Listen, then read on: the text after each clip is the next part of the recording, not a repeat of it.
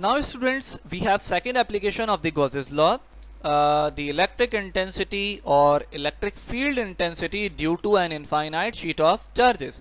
Students ये एक important derivation है जो हमारे बोर्ड में ज्यादातर कवर की जाती है और इसका क्वेश्चन हमें ज्यादा नजर आता है अपने पास्ट पेपर्स में. Now here we have infinite sheet of charge जिसकी वजह से हमें इलेक्ट्रिक इंटेंसिटी फाइंड करनी है. इस इनफाइनाइट शीट ऑफ चार्ज को अगर हम टोटल रिप्रेजेंट करना चाहें और इसकी वजह से जो हमें फ्लक्स मिलेगा उसको फाइंड करना चाहें तो हम बगैर किसी गॉसियन सरफेस के नहीं कर सकते, क्योंकि इनफाइनाइट चार्जेस शीट पर मौजूद है. हम अगर किसी एक पॉइंट या किसी एक एरिया को फोकस कर लें और उसको स्टडी कर लें, उससे बाहर आने वाले फ्लक्स को फाइंड कर लें, तो हम अपनी इस पूरी शीट के लिए फ्लक्स को रिप्रेजेंट कर पाते हैं. नाउ इसीलिए हमने एक सिलेंडर को इस शीट में से पास किया. इस सिलेंडर की कुछ स्पेशल पैरामीटर्स कुछ ये हैं कि ये सिलेंडर इसके दोनों एरियाज जो कि डेल्टा ए और A1 और डेल्टा A2 को रिप्रेजेंट करेंगे और ये दोनों एरियाज इक्वल होंगे. यानी ये वाली जो सरफेस जिस पे P लिखा हुआ है आपको नजर आ रहा है, ये वाला एरिया इस सिलेंडर का इस पीछे वाले एरिया से इक्वल होगा, यानी P इक्वल होगा P प्राइम के. क्योंकि सिलेंडर के दोनों एरियाज एक ही हैं, इसीलिए हम इनको डेल्टा A से रिप्रेजेंट करेंगे. और इसी तरह हमारे पास एक ये जो सरफेस है इस सिलेंडर की, इस कर्व सरफेस का भी एक एरिया होगा जिसकी डायरेक्शन या जिसकी रिप्रेजेंटेशन से हम फाई को फाइंड करेंगे. Now we have the formula for φ1. हम अपने इस एरिया की बात करने जा रहे हैं और इसको वन पैरामीटर यानी कि φ1 से रिप्रेजेंट कर रहे हैं. Here we have φ1 is equal to E1 dot delta A1. ये डेल्टा A1 ये वाला एरिया है और E1 इस एरिया से बाहर आने वाला फ्लक्स है. अगर हम अपने डॉट प्रोडक्ट को ओपन करते हैं तो E1 into delta A1 cos theta, E lines of forces, electric field intensity और इस एरिया, इन दोनों के दरमियान 0 डिग्री एंगल फॉर्म हो रहा है क्योंकि दोनों पैरेलल हैं. इसलिए वी हैव cos 0 और हमें ये मालूम है कि cos 0 1 के इक्वल होता है. So finally we have E1 delta A1. Now अगर हम अपने इस सिलेंडर के दूसरे एरिया जिसको हम डेल्टा A2 रिप्रेजेंट करने जा रहे हैं, अगर इससे फाई फाइंड करना चाहें तो we have similar relation like φ2 is equal to E2 dot delta A2 is equal to E2 delta A2 cos theta. यहां पर भी E और इस डेल्टा A इन दोनों के दरमियान जो एंगल फॉर्म हो रहा है वो 0 डिग्री है. Therefore we have finally E2 into delta A2. Now students, अब हम जिस फाई की बात करने जा रहे हैं, ये फाई बेसिकली हमारे पास इस कर्व सरफेस का है जो कि इस सिलेंडर की इस रिप्रेजेंटेशन को हमें दे रहा है. नाउ अगर हम अपने φ3 की बात करें तो इस एरिया यानी इस कर्व सरफेस की रिप्रेजेंटेशन कुछ यूं होगी. φ3 is equal to E3 dot delta A3 is equal to E3 delta A3 cos theta. अगर हम अपने इस एरिया को रिप्रेजेंट करते हैं तो ये एरिया कुछ इस एरो से हमें रिप्रेजेंट हो रहा है, जबकि E electric lines of forces की डायरेक्शन कुछ इस डायरेक्शन में है.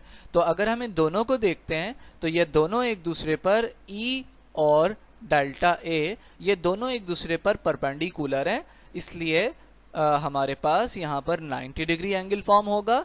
तो हमें ये मालूम है कि cos 90 0 होता है, जिसकी वजह से ये पूरा रिलेशन 0 हो जाएगा. φ3 की वैल्यू फाइनली हमें 0 मिलेगी. Now the total flux through the cylinder, इन तीनों वैल्यूज को अगर हम सम कर लें तो हमारे पास इस पूरे सिलेंडर से बाहर आने वाला फ्लक्स हमें मिल सकता है. सो phi is equal to φ1 plus φ2 plus φ3. This is the equation number 1. By putting the values into equation number 1, we get phi is equal to E1 delta A1 plus E2 into delta A2 plus 0।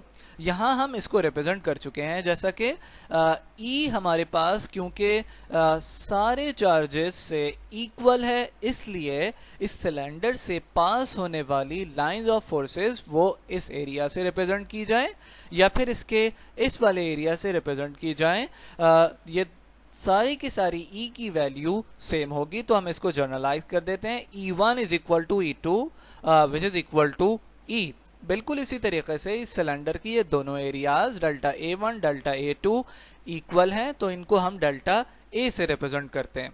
Now this equation becomes phi is equal to E into delta A plus E into delta A। इन दोनों को अगर हम sum कर लें तो phi is equal to 2E delta A. This is the equation number 2.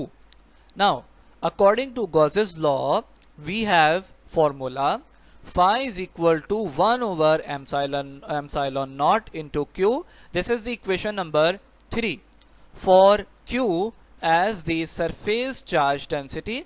Now, equation number 3 में हम अपने इस Q को जरा फाइंड करने जा रहे हैं। ये Q वो है जो हमारे इस सिलेंडर के सिर्फ इस एरिया पर मौजूद है, क्योंकि ये सिलेंडर हमारी इस पूरी शीट से पास नहीं हो रहा, सिर्फ एक स्पेसिफिक एरिया से पास हो रहा है। तो जो एरिया इस शीट से पास हो रहा है वहां मौजूद चार्जेस को रिप्रेजेंट करने के लिए हम अपने इस Q की वैल्यू को फाइंड करते हैं। तो ये Q फाइंड करने के लिए हमारे पास सिंपल चार्ज डेंसिटी का फॉर्मूला है, जो कि sigma which is the charge density, sigma is equal to Q upon delta A। अगर हम अपनी इस डेल्टा A को सिग्मा की तरफ मूव कर दें तो हमें यहाँ पर Q रिप्रेजेंट होगा कुछ इस तरह, Q is equal to sigma into delta A। Now putting the value of Q into equation number 3, we get equation number 3, phi is equal to sigma into delta A over epsilon naught. This is the equation number 4. अब हम students equation number 4 और equation number 2 को compare करने जा रहे हैं। So on comparing these two equations, we get 2E delta A is equal to sigma delta A upon epsilon naught। अगर हम अपने E को यहाँ पर अरेंज कर लें तो डेल्टा A कैंसिल हो जाएगा। So finally we have equation E is equal to sigma upon 2 epsilon naught। This is the final formula for the electric intensity due to an infinite sheet of charges। ये E वो है जो इस cylinder से पास हो रहा है। Thank you so much students, have a good day।